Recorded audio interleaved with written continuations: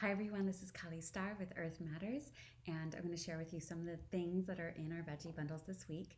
And also at the end of this video, I am sharing the conversation that I had with Gene Etheridge last night, Etheridge Farms, who provides our organic fruit, and he's talking about the weather conditions and what's going on the farm and a few other things that I would love for you to see. It's just me and him on the phone, so check that out at the end of the video.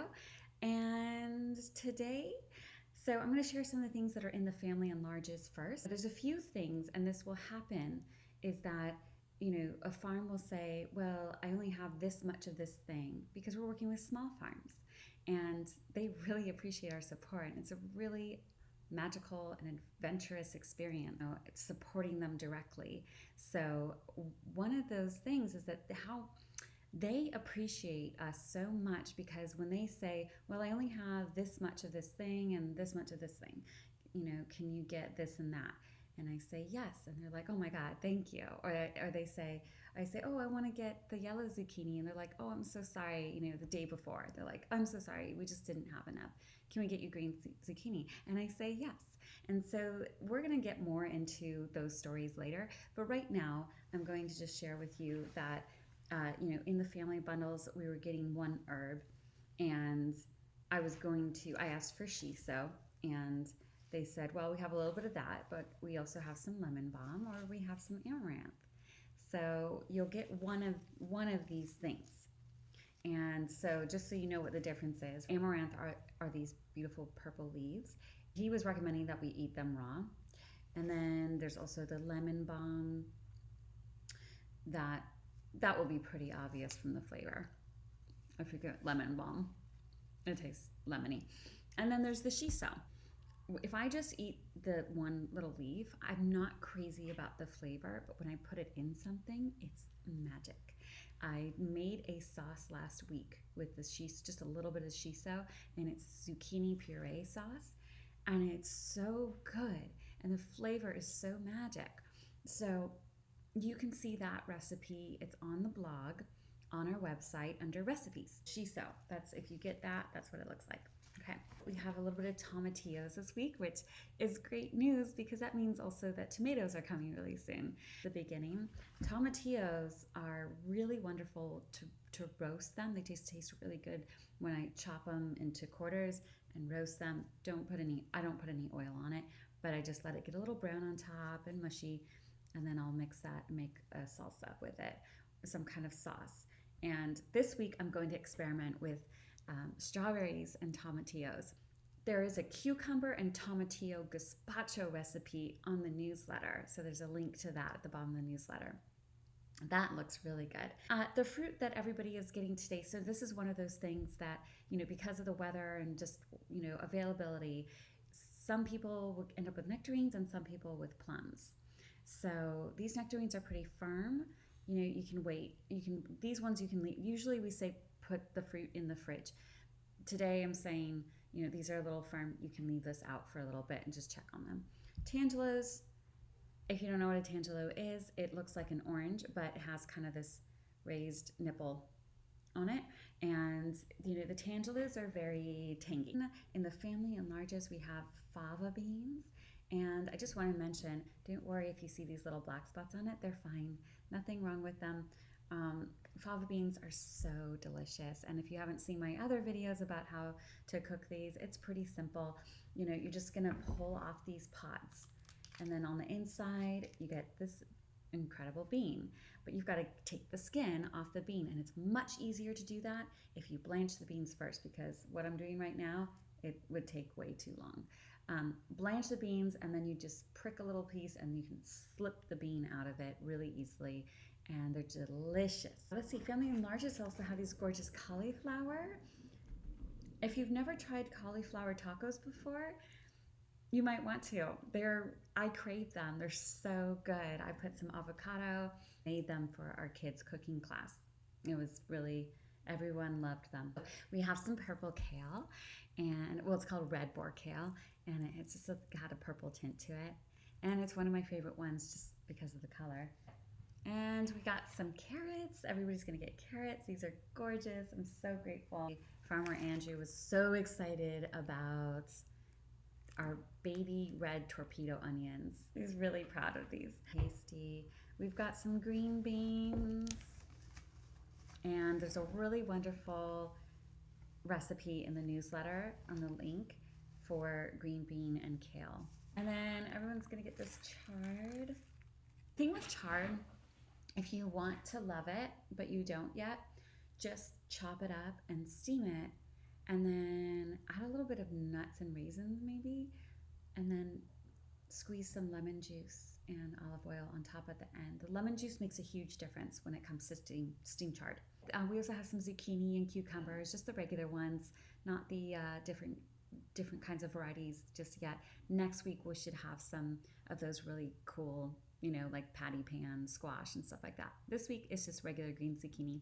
So next up is just me talking to Gene Etheridge, and I hope you enjoy it. Thank you.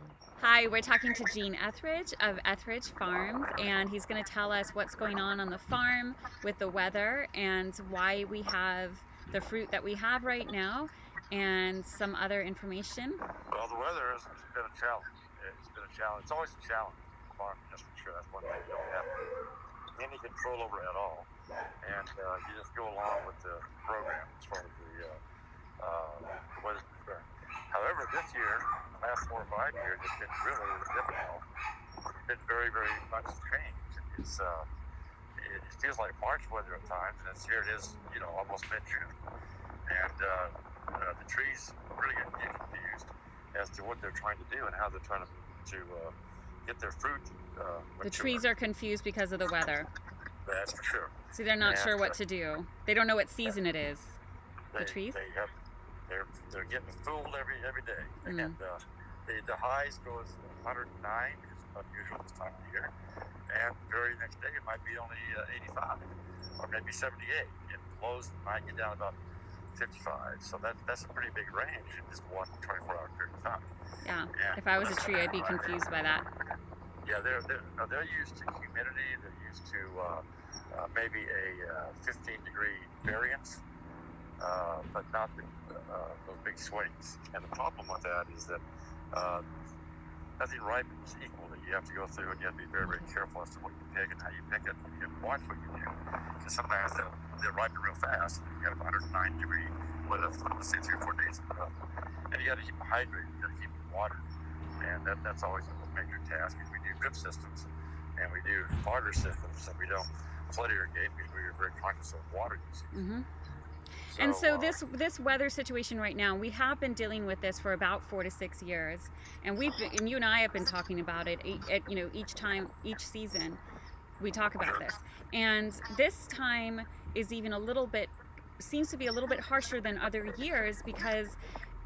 There seems to be even more oscillating of, is that right? Oscillating of temperatures, more wind. I suppose that's climate change.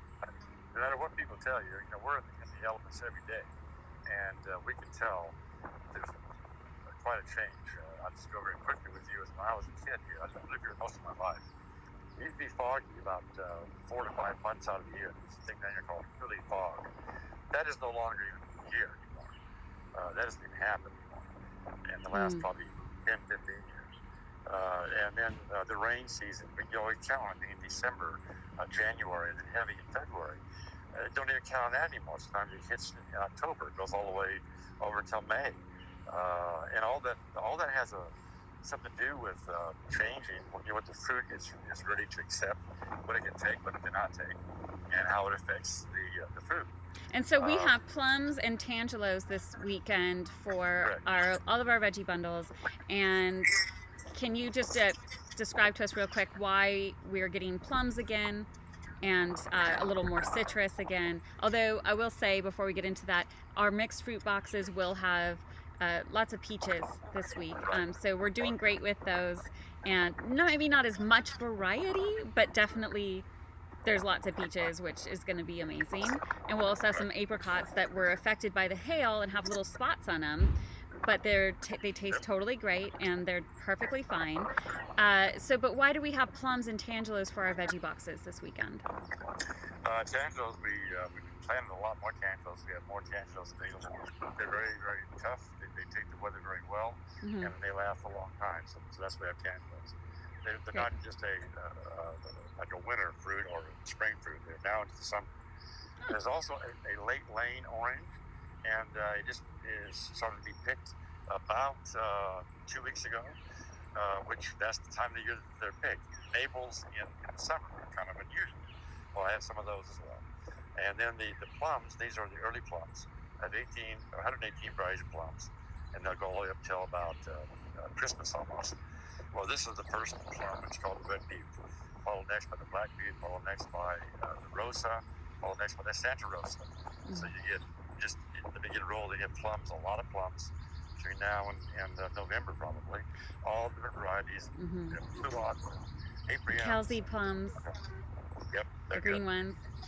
The red buttes are incredible. I'm not even the biggest fan of plums as I am with peaches, but I love your plums. They're so magical. And all these are, Kelly, all these plums, basically, most of them are heirloom stuff. They're all little heirlooms. Mm-hmm. You don't find many like these. Yeah. Yeah, sometimes people think that the green plums, the Kelsey plums, are, you also have the Wixon plums. Well, sometimes they think that it's an unripe plum. It's like, what's green? What's going on? But it really is a green plum, and it's incredible. The flavor is so awesome, and I love the color. So, Gene, I wanted to just end with sharing about, this is your 36-hour day right now. How do you do that? How do you do it? Well, every week I start picking on Thursday, and Friday you come down on Saturday. We do not want to pick too soon, so we always wait till the very, very end to do that. That way we kind of know what's going on and what's ripe, what's not ripe, and things like that. And also to make them fresh, but also make them ripe and ready to go for you guys to eat. We don't want to bring things down that are not ready. So that's what we do, and to be able to do that, I've got to work those 2 days as far as I can to get all the weight. And just you as an example, you usually get about 1,000 pounds, let's say, maybe 800 pounds a week. Well, that's a lot of picking. Well, I got other customers too. They get 1,000 pounds. I'm going to come down with 5,000 pounds in my truck tomorrow. So we start picking on Thursday and we finish on Friday. I say finish on Friday.